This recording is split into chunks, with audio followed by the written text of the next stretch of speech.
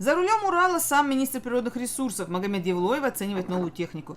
В этом дворе огромную машину трудно развернуть, зато там, где ее будут применять по назначению, тяжелая крупногабаритная техника просто незаменима. Две грузовые машины марки «Урал», а также новенькие квадроциклы призваны облегчить работу сотрудников подведомственных служб Минприроды, минимизировать последствия природных катаклизмов, а также улучшить профилактику. Ключи от новой техники министр природных ресурсов вручил руководителям служб с пожеланием успеха в работе.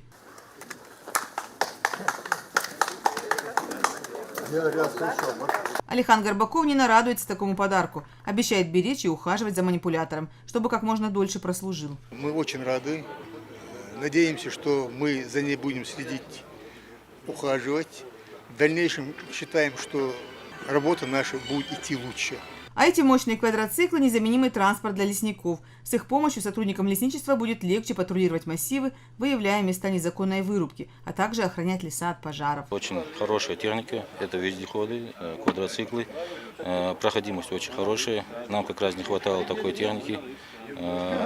Надеюсь, в дальнейшем еще не одну технику получим. 4 единицы специализированной техники и 2 единицы прицепного инвентаря распределили между Сунжинским и Назрановским лесопожарными центрами и лесничеством. Пополнение автопарка состоялось в рамках федерального проекта «Сохранение лесов» нацпроекта «Экология». Дело в том, что мы, когда проводим рейдовые мероприятия в лесах, обнаруживается о том, что идет повал деревьев, по которым наши автотранспорты Нива не проходили.